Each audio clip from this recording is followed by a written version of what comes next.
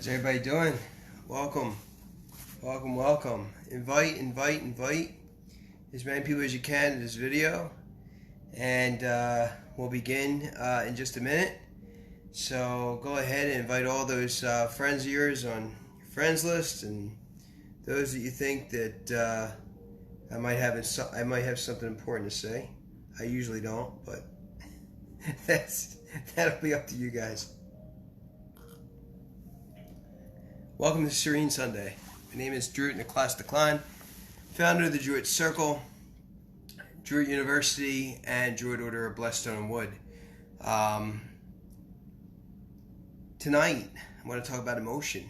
I'm going to talk about how the Druids may have handled heated arguments, teaching you how you can do this as well. Remember, please like and share my YouTube channel, which is the Druid Circle on YouTube. And I can't do lives on YouTube, and that's the reason why I can't get out and do lives like on the stone, from the stone and stuff like that. So I need your help. We got to get up to 1,000, guys. Once we hit up to 1,000, then I could take the camera and just go. This way we won't have to worry about Facebook censoring, as we know that's happening to many people today. My name is Druid Nicholas Decline. I am a first degree Druid, second novitiate in my own order, my own house. And I want to talk about my method of speaking before I begin. I speak very slowly. I do take time in between my words when I speak, and there's a reason for that, because I don't actually know what I'm going to say until that concept is brought into my head. So it's very important you guys understand how I speak. So don't think that, does he actually know what he's talking about? I do. It's just, it takes a while for me to get that and communicate that out. I'd like to start again by talking about tonight's title. Tonight's title is Emotion, and how the Druids may have handled heated arguments, teaching you how you can do this as well. I won't be able to get through any of the comments, but as always, there will be trolls on, and sometimes they'll just watch, or sometimes they'll just go ahead and make comments. But I do want to say that I'm not going to delete any comments anymore like I used to a long time ago, unless there's like foul language or something like that in it. But I will say this. I will say that you'll see who these people are by their comments, okay? So just ignore them. All they want is attention, and we're not going to give it to them, because that's attention-seeking behavior. So let's focus on the lesson tonight. I guess I want to start by my first thought, and as you know, I don't take you from Z to A. I take you from A to Z, but I go very slowly, deeper and deeper into the rabbit hole, and you won't even know how deep I'm bringing you into the Gwynfit. And the reason why you won't know is because I'm bringing you slowly into it, and then we come out of it, all right? So it's very important, because the way I speak is going to help you remember how to use and implement the teachings that I give you tonight. First thought. The Druids may have thought that the same metaphysical parts of a body are reunited again elsewhere, and death is but the midpoint of long life. That was said by Marcus Annius Lucan, born 39 AD, died 65 AD. When we think about that thought, the Druids may have thought that the same metaphysical parts of a body are reunited again elsewhere, and death is but the midpoint of long life. We compare a single argument to our entire lives. And it's interesting, because the other day I was just at the library, and I'm over there and I'm sitting down with this book from the 1600s, and I'm reading it. And it's red rot all over it. You guys know you got to use special gloves and stuff like that. And I'm reading it. And as I'm reading it, these two authors are going at each other and attacking each other on thought. And the reason why they're doing it then that way was because they didn't have the technology we have today, where we could just combat thoughts like this. And the problem with combating thoughts like this is that it's too quick. And we live in this world where we expect things to happen immediately. And when somebody doesn't get back to us immediately, that's when two things take over. Low self-esteem, and if not low self-esteem, then attention-seeking behavior, which leads to frustration. And so that is the blame of technology. Humans don't necessarily communicate like that. We were never designed to communicate this fast. And while it might have some benefits, it certainly has enough malevolence that it can destroy friendships and destroy relationships. And I'm here to say that today we're going to end that, and we're going to make sure that we communicate a little bit more properly and know how to handle things when they come our way. Because when we compare an argument to simply one thought, what we're doing is we're comparing,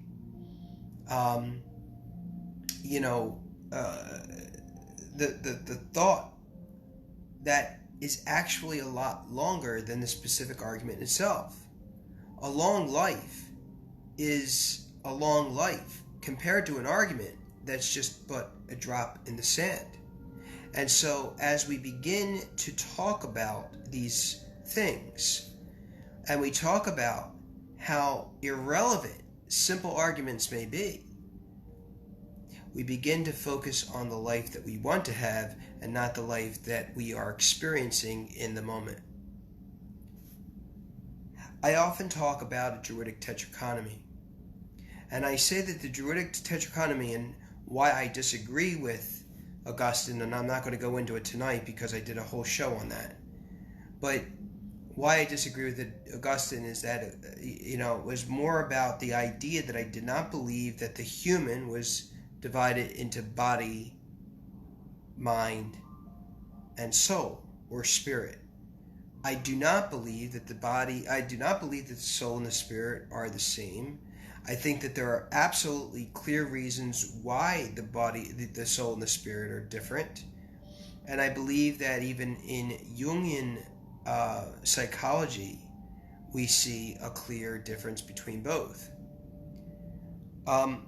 These four parts, the heart, the soul, the mind, and the spirit, that I say is the Druidic Tetrachotomy versus the trichotomy, if you will.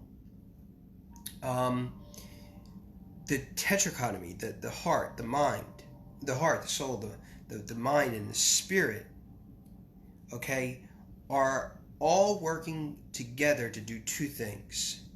Number one, ensure your growth.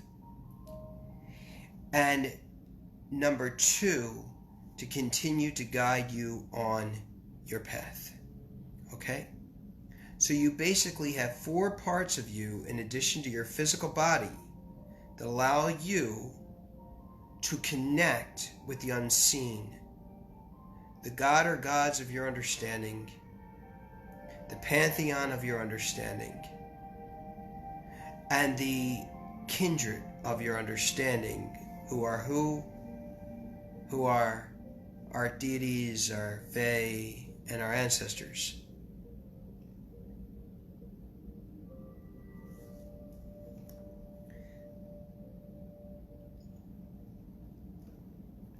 I could not continue on until I considered that we were still in Letha, and that all of our talks, all of our posts, all of the things we put up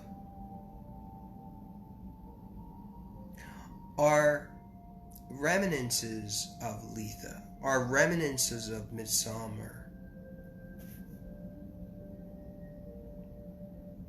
An occurring negative reaction is damaging. And any reaction that's negative, okay, leads to an argument that can be destructive to one's Druidic Tetrachotomy, your heart, your soul, your mind, and your spirit. It could put you into an oblivion. And when you lead yourself into that limbotic state, you are then experiencing an experience that should not have been experienced. You walk into a store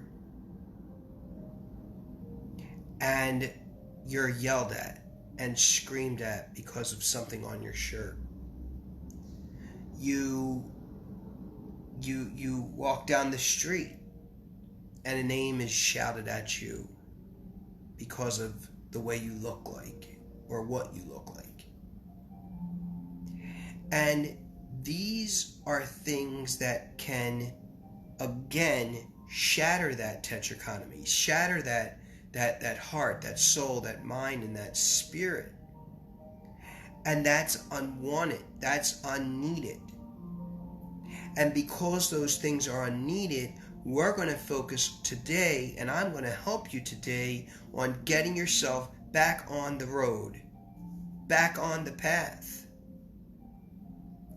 Walking a straight line when it needs to be, and walking a curved line when that needs to be, and walking up that hill when it needs to be, and down the hill when it needs to be. With guardrails, without guardrails, rough or smooth, your path is just simply not predictable.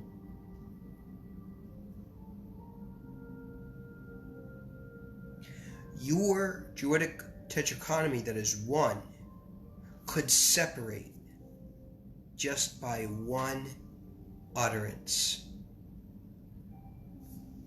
And tonight, I'm going to help you not let that happen. Because you are important.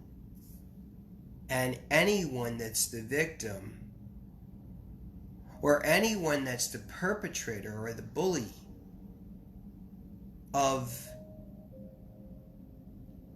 to someone because they just don't like the way they think, or they don't like the way they do things, or they don't like the way they look, well, that's just unreasonable. And so when somebody, yells or screams instantly without any warning, it's almost like intermittent explosive disorder, where an individual just simply is, triggered without warning.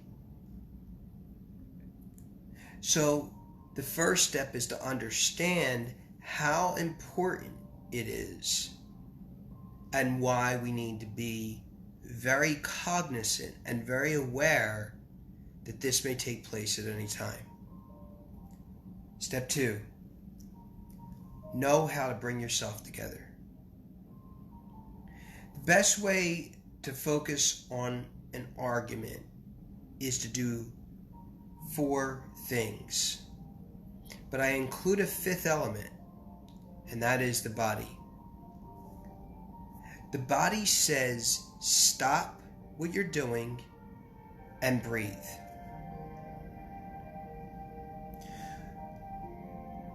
When something happens to you, one is quick to respond, right? It's like somebody throwing a fist to you. You're not just going to sit there and let the person hit you. You're going to take your hand and you're going to block it, right? But what about just simple words? We can't just simply block words, right? The only way we block words or screams is by going onto their frequency, going onto their vibration, and using that level by counteracting them. What I'm saying is the antithesis of that. Do nothing. Do absolutely nothing. Because when you take yourself and begin to increase your vibration, lessen your vibration, lessen your frequency by actually getting higher and going on to theirs, you are then being the cause of destruction for you. But by doing nothing, that is going to get them to slow down and think. You stop and you breathe. The heart says, while the body says stop and breathe, the heart says be present for the emotion. What does that mean? It means this. Listen to the emotion. Listen. Don't jump onto it. Don't lead yourself into it. Don't be baited into it. If there's a tension-seeking behavior, do not allow yourself to be sought. Keep yourself removed, but listen. Because a lot of times, especially when we are talking about bullying and psychopaths and sociopaths, what we're really talking about are individuals who've been incredibly hurt. Are individuals who weren't loved and can't fit into society because their life's in complete shambles. They have no order. They have no structure. And so the reason why I say be present for the emotion is because we need to synthesize that emotion to determine if that emotion is doing something or acting or behaving in some sort of way to communicate something to you. So while the body says stop and breathe, and while the heart says be present for the emotion, the soul says to be focused on the authenticity. How authentic is that emotion? How many times we see people crying and there's no tears coming out? How many times we hear people yelling and screaming but there's nothing there? How many times do we hear just emptiness, pure emptiness in the emotion being vented? And when that happens, okay, if it is in fact authentic, well, then you need to be very much in place and ready for that other person. But if that emotion is not authentic, then you need to think otherwise. I'll never forget when I had a meeting. This is when I was back in politics and liberal politics, and I had a talk with one of the corporals in Antifa, and it was staged. The whole meeting was staged, and you just knew it. And somebody just started crying because they were harmed by me. You know, this whole harming of Niklas thing, right? It's not new. It's been going on for the past several years, just under different names, right? So it's not really new. It's just a bunch of people just jumped on the train and said, "Oh, let's just harm Druid Niklas," or he's harmed us, so now we have to be the victims. Victim mentality is so weak. Because when you play the victim, you play a role that allows you and allows your strength, your vision, your courage, and your wisdom to come to a complete stop and not be able to grow into something to allow yourself to no longer be that victim. What do? Stand up, fight back. And so when you're judging authenticity, you can tell if the emotion is genuinely real. You could just tell. Usually what they'll do is they might even cry in their hands like this. But lots of things have to do with masking the face. When they mask the face, so when their face is not clear, you know, that's how you know that they're hiding something. They're concealing something. What are they hiding? What are they concealing?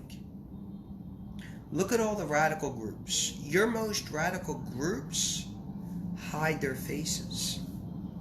Whether it's white or whether it's black, it's still hidden.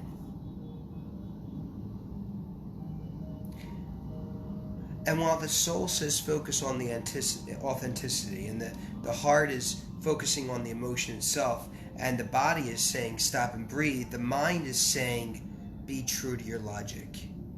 If you are not true to your logic, you are not going to be able to get a very good sense of how to sparse the argument that follows the emotion. And a lot of times, that logic, those fallacies that they may be using may seem very acceptable to you.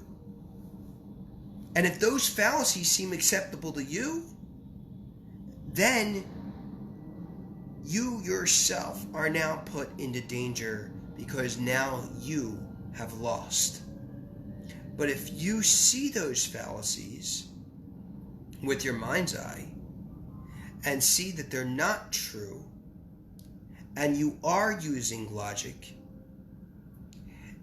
then you are able to deduce that what they are saying is simply false. So what are logical fallacies?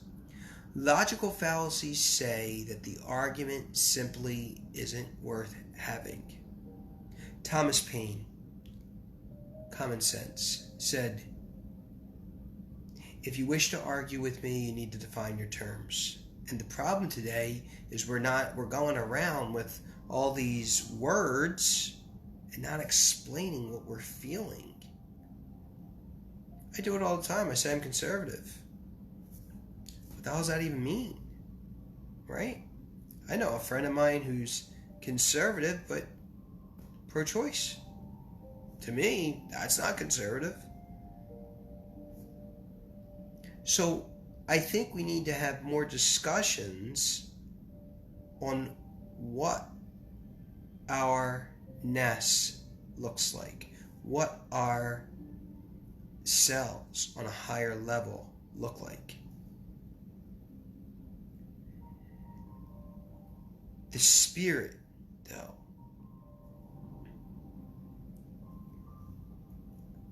says to be unifying in your response. Take the points of their argument and roll with it. the points that you believe are absolutely valid. Take them, bring them in, and use them in a way to show some sort of a compromise between your opposition and yourself. It is true that we should not waver in our truth. I'm not saying that. I'm talking about a situation with individuals who you may encounter throughout the days of your lives, and that you may encounter these people to understand your own realism. Step 3. Be aware of corresponding persistent signs. And I say corresponding because they correspond to your Druidic Tetrachotomy, your heart, your soul, your mind, and your spirit. And persistent meaning those things you see over and over again throughout the day. This is how we prepare for those situations. My sensei used to call them mental fire drills. Number 1, signs of the heart. Do not ignore your gut feelings. This couldn't be more Letha than anything. Letha is this time. Letha is the season of the cauldron. It is the season of Allfather. It is the season of the sun. The spirit and the soul become one. Your gut feelings are your heart. Don't ignore them. And don't ignore being compelled to do something. If you feel something is calling you, something is pulling you, allow. Go with it, because you will kick yourself in the ass if you do not.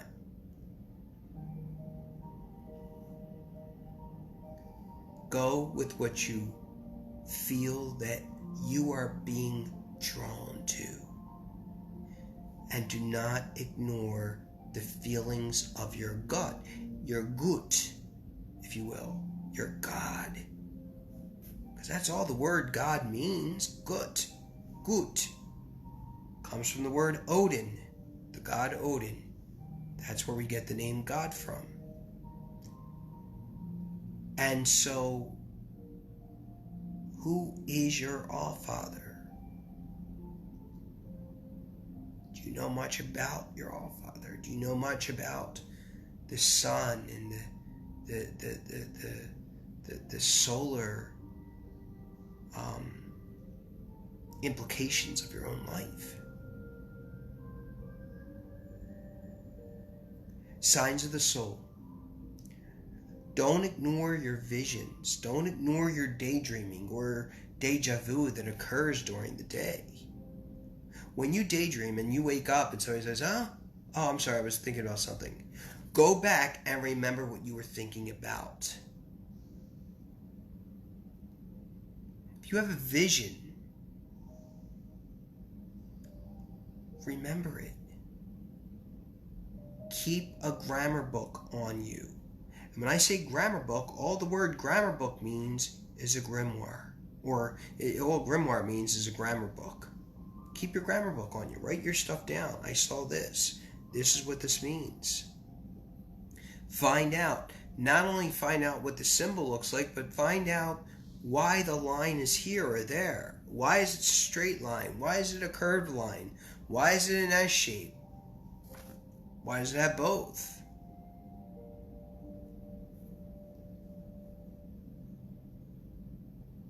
And don't ignore the things you just know. I had a conversation the other day with a friend, and I was saying, I don't know. I opened up this book from the 1600s. And I'm over here, and I'm like, how do I know this? How do I know this without even reading it? How do I know it? You know things because of your soul. In the book of Jeremiah, it is written, I have always known you. That means that you have always been. True, the body is immoral, but you aren't. Proof it. The amazing things you learn when you read the book. All right, signs of the mind. Signs of the mind. So while signs of the soul are not ignoring your visions, not ignoring your deja vu, not ignoring your daydreaming, but also not ignoring the things that you know. When you come into something you know, you better write that stuff down. But signs of the mind separate simply because of the elevation from the deepness of the soul to the heightenedness of the mind's eye. Don't ignore your dreams. And don't ignore the thoughts or voices in your head. Now, I want to talk about this in a little bit more. Let's go easier first on dreams. A lot of people say, well, you have dreams. That's cool. You also have voices in your head. Is that mental illness? Is it?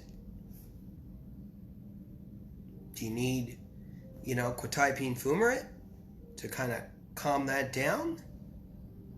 Or do you need something else? Is it possible that we could learn from our higher self? Our mind.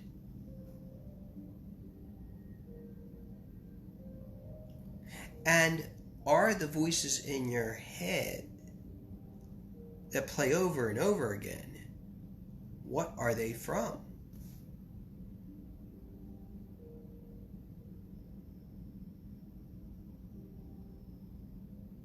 Are these something that we should be paying attention to? It is true, mental illness is serious. We see it in Alzheimer's patients. We see it in dementia. But there is a certain, I would say, there's a certain reality in understanding the benefits of knowing what is being communicated to you from your deeper self, your inner druid, if you will. Your dreams. Is that crazy? Not at all. What do your dreams mean? The minute you have a dream, you wake up from it, I would just start saying, go and start finding out what the stuff means. If you have a professional person that you want to talk to, go for it. If you have a book, you want to pick it up and try to understand it yourself. Be your own prophet Daniel, interpreter of dreams. Interpret your own dreams. Find out what they mean and how are they going to work with you in your future. Your today, your tomorrow is the product of your today. And if you do not do these things that I am prescribing to you, then you can automatically fall into the trap of being unaware. And finally, signs of the spirit. Do not ignore repetitive symbolic encounters. How many times do you see the number 444? 1111. How many times do you see a feather on the ground? This is the third feather I saw today. Right? These are things that you must not ignore. Because if it is a simple occurrence, fine. But we're talking about corresponding persistent signs. If something is happening over and over, then it is happening in a way, and the reason it is happening is because it is meant for you to learn something for yourself, your better self, your stronger self, your visionary self, your courageous self, your wise self, and how that self connects to the kindred, the deities, the fae, or the mysticals, and the ancestors.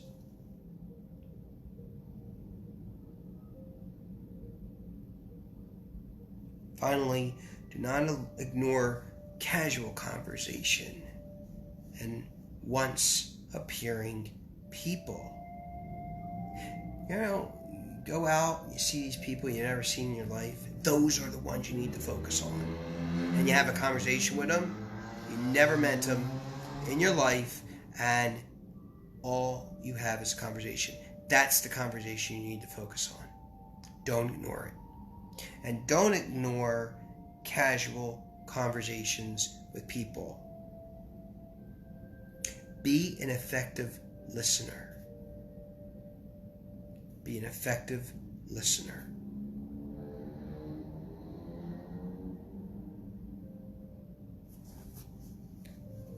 So remember that it isn't necessarily the fact of the swing. It isn't necessarily the fact of the sign, simply and utterly as one, but as multiple occurrences. Do not ignore anything I stated. Step 4. Draíocht. Many people have and translate the word Draíocht into the word magic. And magic meaning magic as in M-A-G-I-C-K, which Aleister Crowley would have used. But I don't see magic as that sort of magic. And you could call it anything you want. Thomas Sheridan even says that magic is neither good nor bad. It just simply is this energy that exists that you can go ahead and use for good or for bad. Old world magic would say, and New Age would say, black magic and white magic. I would say that it's simply either absence magic or magic. The point is whatever way you're using it, use it in a way that is of source, is of the unseen, is of that which we understand to be our own beyond. I cannot, as a Druid, sit here and tell you what to believe. If I start doing that, then I've lost it. Even when I tell you do this, I'm basically communicating to you that what I have to say I believe is important enough that I believe that it could be beneficial to incorporate into your life.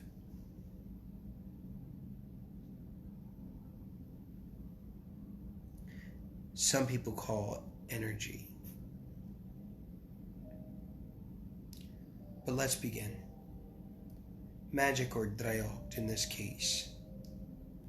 Alright? When the reaction happens, the oppositional reaction happens, and you're walking down the street and, whatever it is, a trigger occurs, and you want it to stop. you're going to do this. All right. Expect any reaction to happen at any moment. That's always throughout your day. We live in a world where everyone is offended. We live in a world where everybody's going to fall apart because you have a baseball cap on. We live in a world where I don't even know the kind of world we live in. And sometimes I'm like, myself, I feel it's just like a simple twilight zone I'm living in. But expect any reaction to occur and happen at any moment. Always walk around expecting. You must be ready. You must be prepared. You must be focused. And that is the way we will continue to build our own, strength and vision, courage and wisdom. Then I want you to force yourself to stop what you are doing once it happens. Once that trigger or reaction happens, stop what you're doing. You must force yourself not to jump on to the attention-seeking behavior, whether or not it's genuine, authentic or not. Don't do it. Don't. Follow those steps I talked to you about earlier. Bring clasped hands, mouth shut, to your nose, your mouth, and tilt your head downward, closing your eyes for just a second or two, and breathe out. And it looks like this. Ready?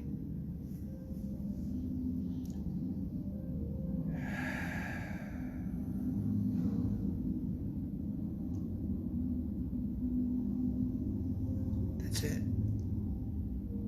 Because you are then communicating to the other person a very loud pulse.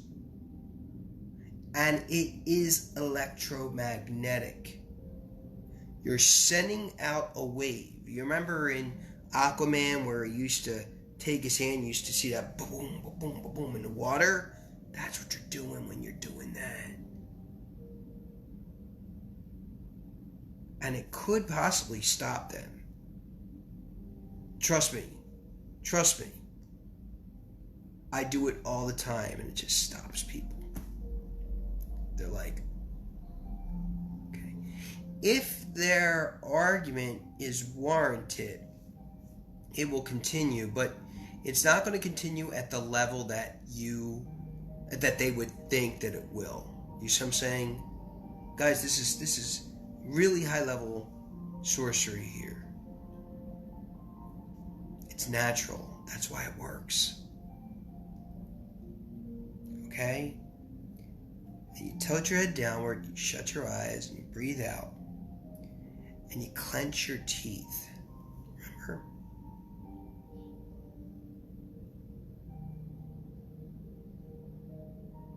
And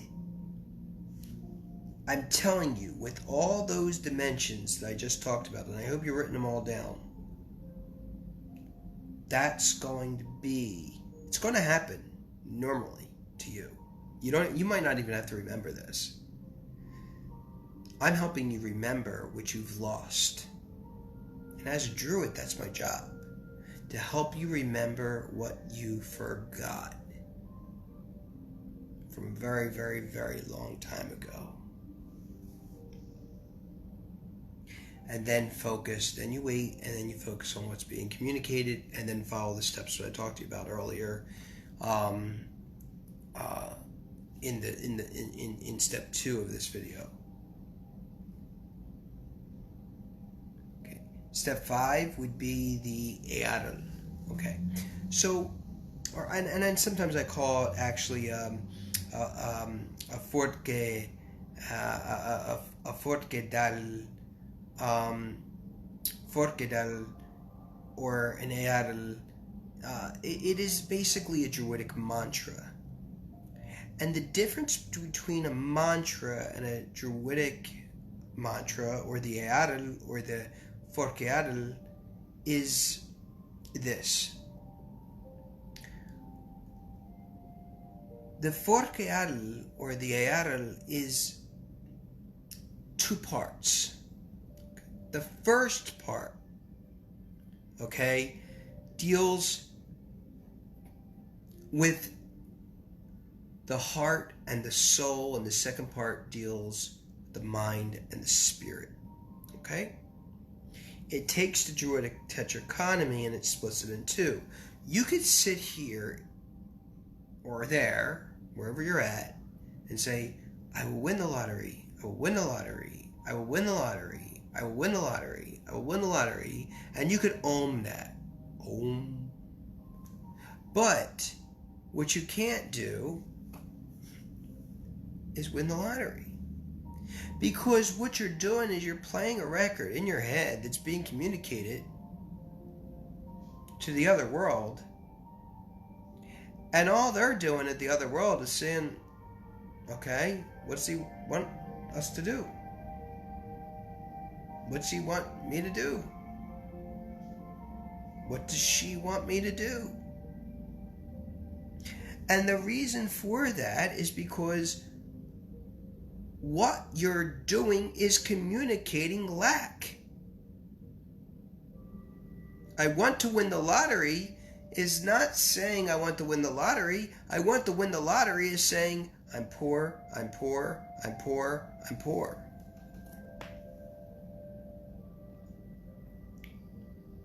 Letha. And that's not what the sun, the All-Father, the cauldron are about. It's about plenty.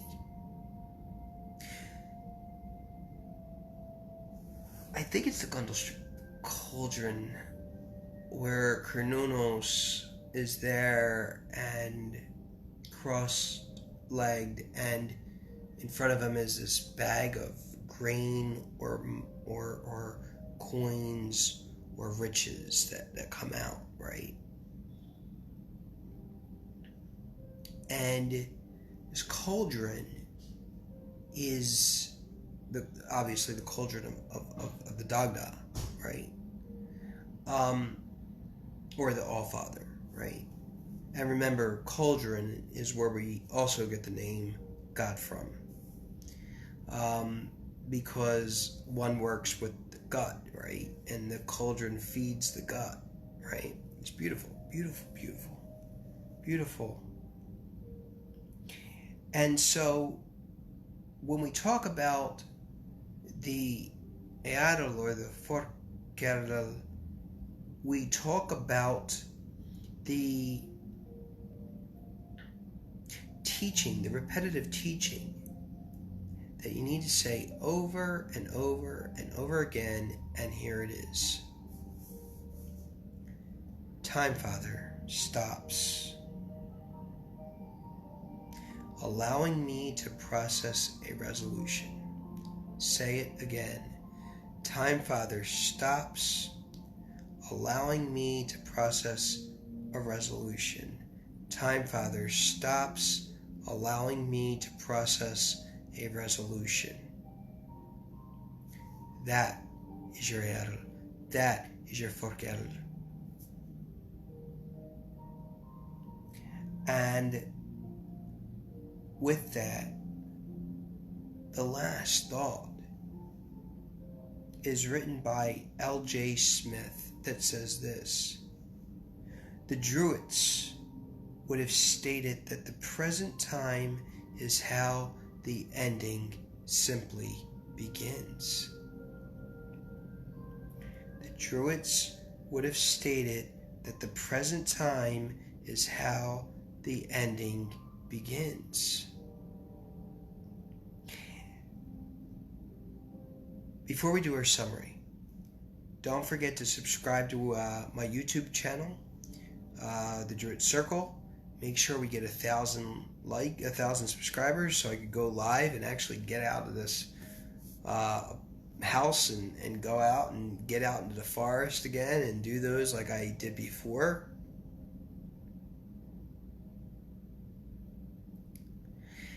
And know that there is a way to keep your Druidic Tetrachotomy together, and know that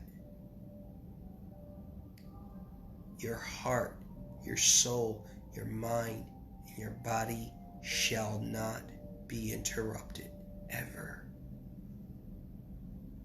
Because if you allow somebody to disrupt that, you are allowing yourself to be attacked without standing up and fighting back. Defend yourself. Defend your tribe. And defend even more than that.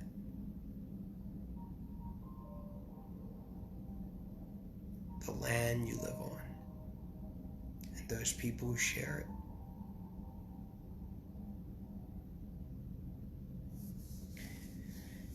Alright, tonight we talked about how one's Druidic Tetrachotomy is separated at disruption. How we can reunify that Druidic Tetrachotomy in just those 5 simple steps we talked about. The body, the heart, the soul, the mind, and the spirit, right? Those were the 5 steps. We talked about how we must not ignore the signs of the heart, the soul, the mind, and the spirit, and how those signs are repetitive signs. We talked about how to use sorcery to create, and I want to just mention a word on sorcery. Sorcery simply means of the source. That's all. Don't think these words are all like devil words or any of that stuff. Sorcery to create our ability to rebuild after an attack of any negative emotion or any unwarranted trigger. How an FOOR-keh-dah-ihl or a FOOR-keh-dah-ihl helps us prepare for that emotional argument. As we said, in this case, Time Father stops, allowing me to process a resolution. And that's it. Before we go on with the Optimist Creed, which I now call the Druid Creed because we adopted it by Charles D. Larson in 1912, I thought it was a really good way to use a Druidic Creed. And then I go ahead, I'm going to read through some of these comments after I'm done. And if you're watching this on a live, make sure that if you're watching this on a watch party, make sure that any comments you're leaving, I'll still be there watching it with you, so I am still answering it.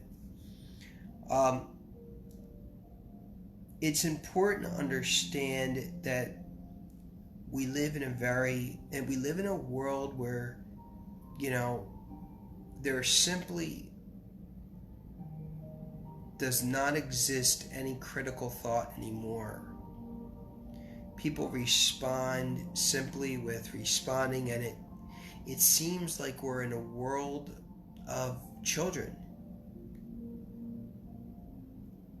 They're not able to process things, and that is sad.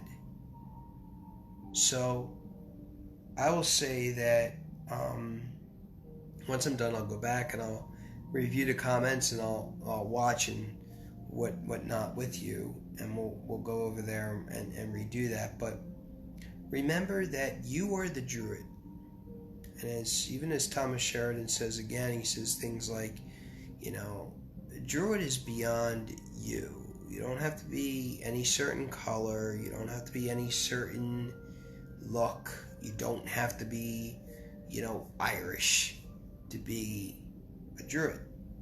Because remember that the Druids were already established in the land. Remember that the tribes, that the Druids inherited the tribes. The tribes inherited the Druids. That meaning that the Druids were already established in there. They knew who the Druids were. And remember that the name Druids isn't even real. It's not their name. We don't know what their name is. We still do not know their name. Or do we?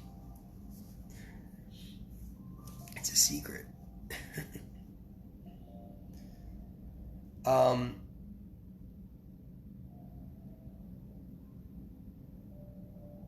Druid's Creed. Promise yourself to be so strong that nothing can disturb your peace of mind, to talk health, happiness, and prosperity to every person you meet, to make all your friends feel that there's something worthwhile in them, to look at the sunny side of everything and make your optimism come true, to think only of the best, to work only for the best, and to expect only the best. To be just as enthusiastic about the success of others as you are about your own.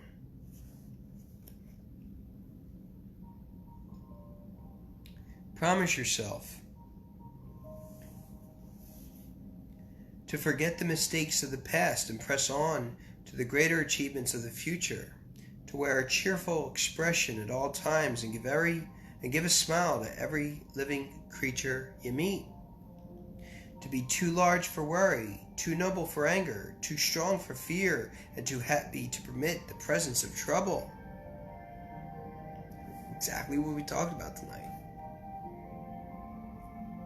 To think well of yourself and to proclaim this fact to the world, not in loud word, but in great deed.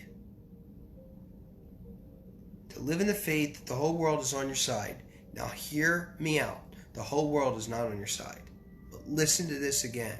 To promise yourself to live in the faith that the whole world is on your side so long as you are true to the best that is in you. I would stick a 100 emoji next to that, but I don't have any.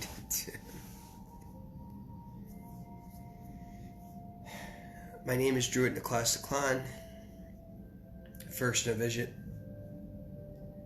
second novitiate, first degree Druid, in my own order, Druid Order of Blessed Stone Wood.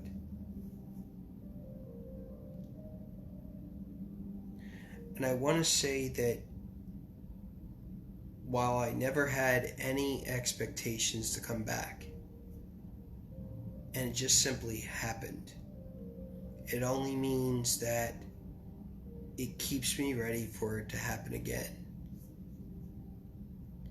But I think we're back for a while, and while I'll be less censored on YouTube than here, I will ensure in Parlor I'm not censored at all. I speak what I feel. Remember, this is my path, and I always said, well, let me get people to help me walk on our path. But what happened when I got people to walk with me on my path, they wanted to take over my path. Saying things like, you're not the right person for this. I hardly think so.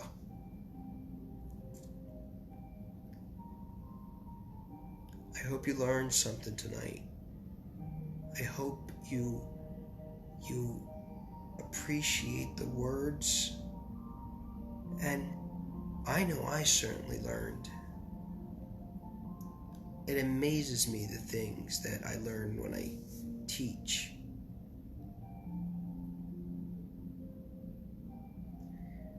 And know that you must stand your ground and protect your home, your house, your temple, by whatever means is necessary.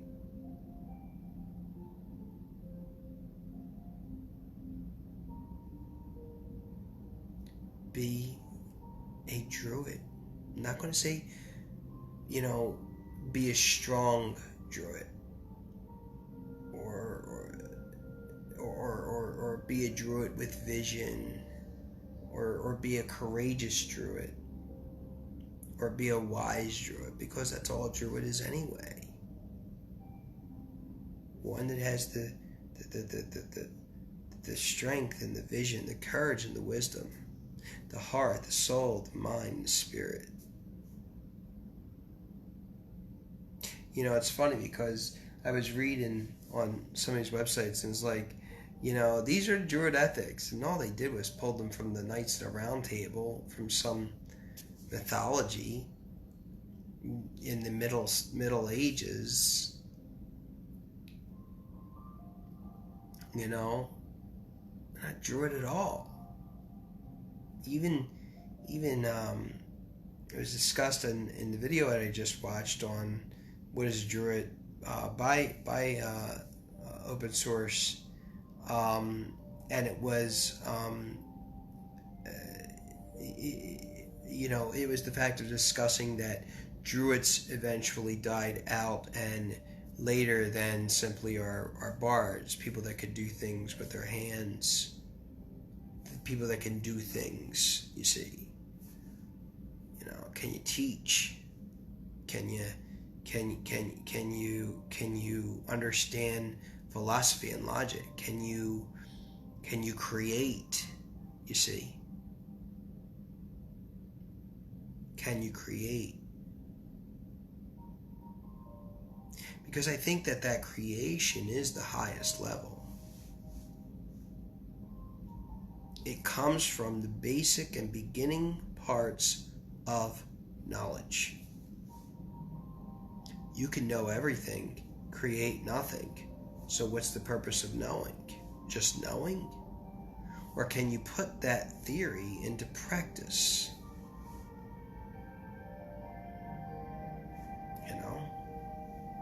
I love,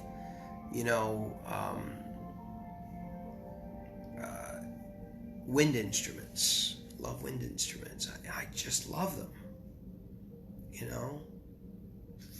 From the harmonica to the recorder, and to a flute, to an ocarina. And my point is that you can have all the books, you could have all that knowledge, but can we take that to emanate and resonate with that which is unseen? My name is Druid Nicholas Declan, and again, let me have your permission for a prayer.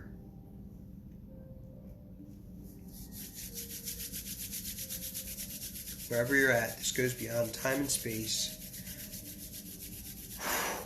Wherever you're at. Wherever you're at.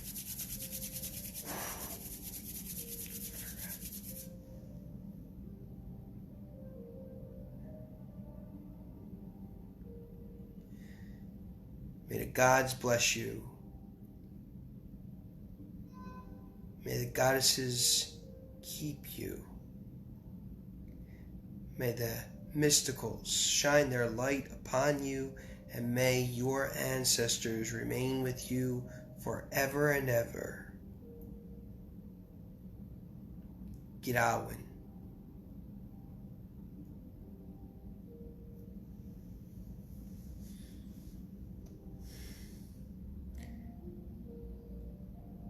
Betshegobra. Arnit. Eshlameguish.